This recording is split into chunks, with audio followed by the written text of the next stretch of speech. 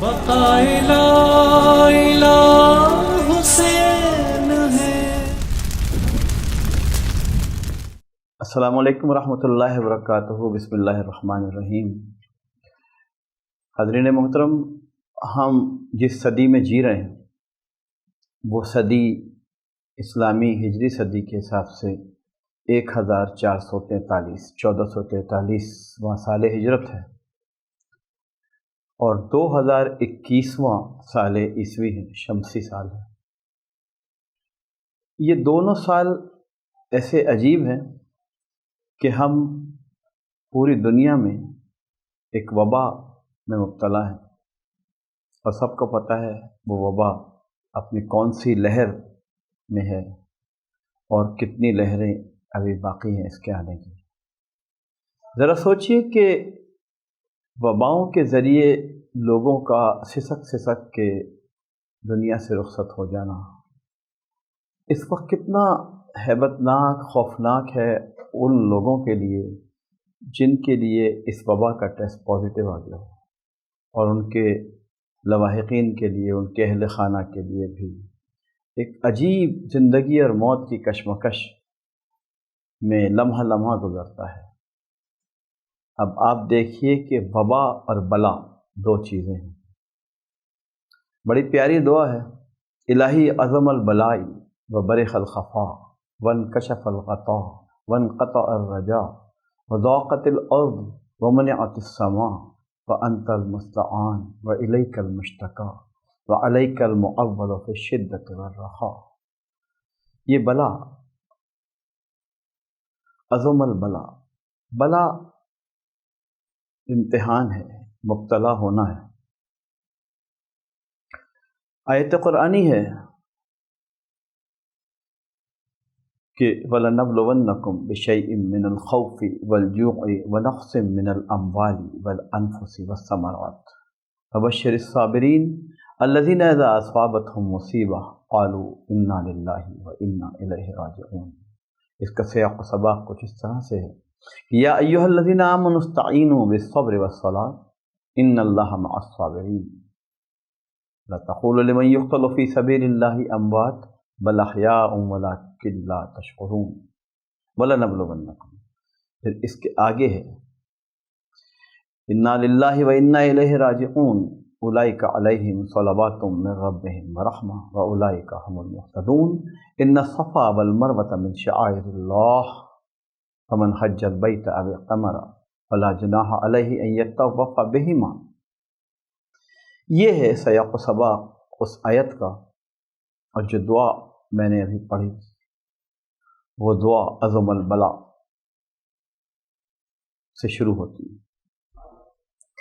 بلا کو سمجھنا ہے تو اس دعا میں جو منظر ہے وہ شدت کا ہے، رخا کا ہے، اور بلا کو اگر قرآن سے سمجھنا ہے یعنی امتحان میں مبتلا ہونے کا عمل، تو وہ خوف ہے، من الخوف والجوع ونقص من الاموال والانفس والثمرات۔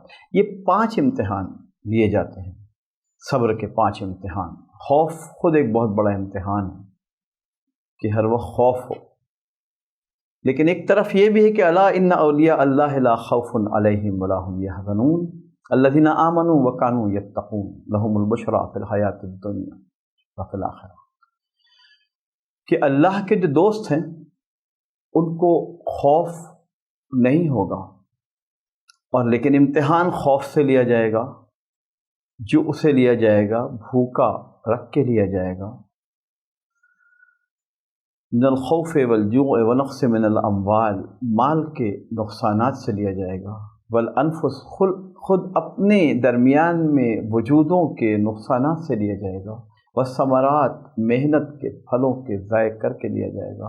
امتحان بہت سخت ہوگا، لیکن امتحان انہی کے لیے جاتے ہیں جن کو ترقی دینا مقصود ہوتا ہے۔ جنہیں ناکام کرنا مقصود ہوتا ہے وہ امتحان ہی نہیں ہوتا۔ اب ہم جس صدی میں جی رہے ہیں اور ہم جس صدی کے جس سال میں آ گئے ہیں وہ ہے 1443 ہجری، 61 ہجری کا سانحہ۔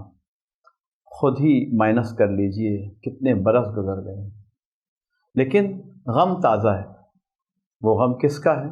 غم حسین ہے، ایک ایسا غم جو اگر لگ جائے تو ولی بن جائیں اور نہ لگے تو شیطانیت اور یزیدیت اور جنے کون کون سی لعنتیں ہمارے وجودوں میں، ہماری روحوں میں اتر جائیں۔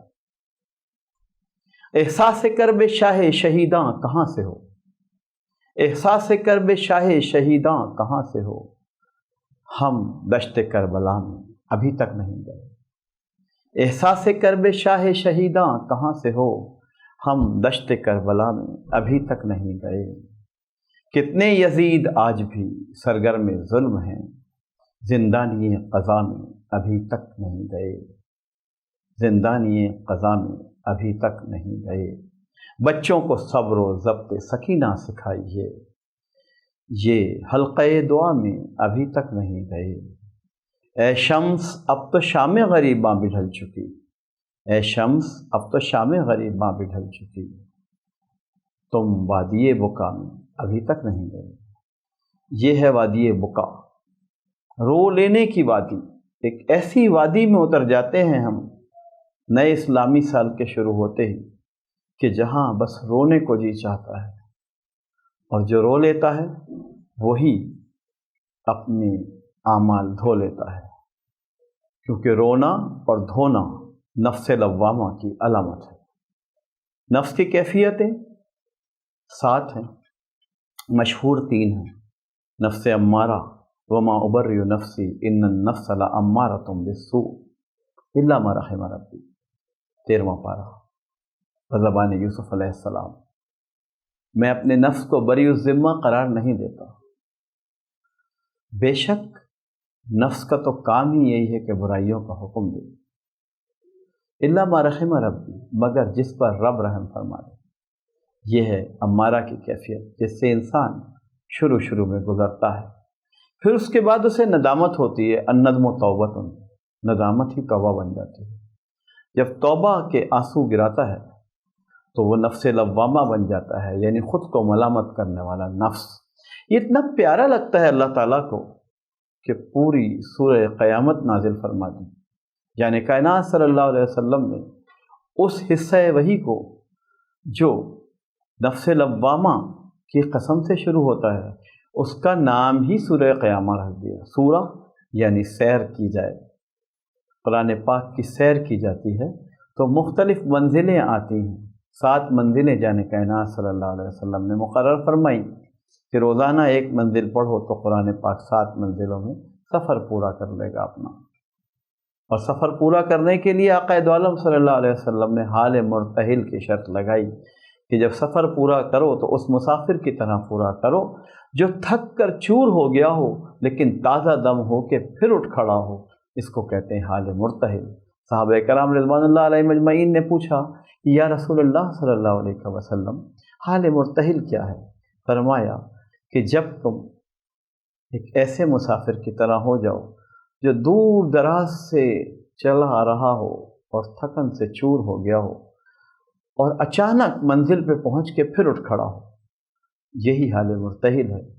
اور قرآن کا حال مرتحل یہ ہے کہ تم سورہ والناس پر ختم نہ کرو بلکہ والناس کے فوراً بعد الف لام میم ذالک الکتاب شروع کر کے مفلحون پہ جا کے ختم کرو۔ یہ تمہارا حال مرتحل ہے۔ اب اس حال مرتحل کو دیکھیں، قرآن کے سفر کو دیکھیں، سفر میں سیر کو دیکھیں تو صورت نظر آتی ہے۔ سورہ قیامت کی بات ہو رہی تھی، لا اقسم بیوم القیامہ ولا اقسم بالنفس اللوامہ، نفس لوامہ کی قسم ادا فرمائی اللہ تعالیٰ نے۔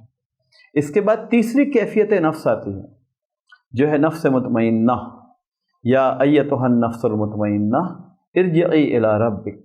نفس مطمئنہ، یہ کس موقع پہ یہ آیت نازل ہوئی تھی کہ جب عثمان غنی رضی اللہ تعالیٰ عنہ 17 ذی الحج اور 18 ذی الحج کی درمیانی شب جن کی شہادت قرآن پاک لہو لہان تھا، جب شہادت عثمان غنی رضی اللہ عنہ 40 دن پانی بند رکھا گیا، کھانے خوراک بند رکھی گئی، محاصرہ کیا گیا۔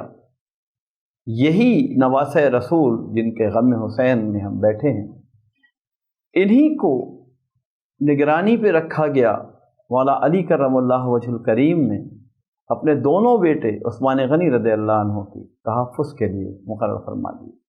شہادت عثمان غنی رضی اللہ عنہ سے یہ سانحہ شروع ہوتا ہے۔ یعنی کائنات صلی اللہ علیہ وآلہ وسلم نے اپنے داماد ذو النورین، دو نور جمع ہو گئے تھے جن کے حرم میں شہزادیاں دو ایک کو چیچک میں وصال فرما گئیں، تو جان کائنات صلی اللہ علیہ وسلم نے ایک اور بیٹی پیش فرما دی نکاح میں، اور فرمایا کہ اگر 100 بیٹیاں ہوتی تو ایک کے بعد دوسری پیش کرتا رہتا۔ کیا شان تھی عثمان غنی رضی اللہ عنہ۔ لقد رضی اللہ عن المؤمنین اذ یبایعونک تحت الشجرہ، کہ وہ درخت تا قیامت نشانی بن گیا اس پیار کی کہ جس میں عثمان غنی رضی اللہ عنہ کی طرف سے رسول اللہ صلی اللہ علیہ وسلم بیعت کا ہاتھ رکھ رہے تھے کہ یہ عثمان کا ہاتھ ہے۔ عثمان کے ہاتھ میں ایک انگوٹھی پہنائی گئی تھی بطور داماد، اور فرمایا تھا کہ جب یہ انگوٹھی کھو جائے گی تو وہاں سے آثار قیامت شروع ہو جائیں گے، اور آثار قیامت شروع ہو گئے۔ شہادت عثمان ایک قیامت برپا ہو گئی۔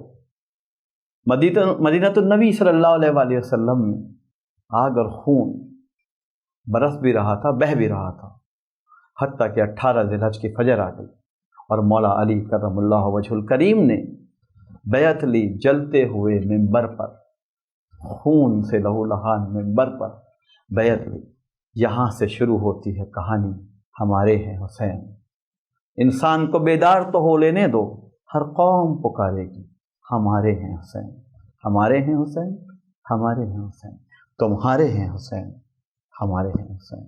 جب یہ طے ہو جائے گا کہ تمہارے ہیں حسین اور ہمارے ہیں حسین، تو پھر یہی تو مقصد تھا، مسلمین کو اکٹھا کرنا، مومنون بنانا، انما المؤمنون اخوۃ کی منزل سے گزارنا، مواخات کی منزل سے گزارنا۔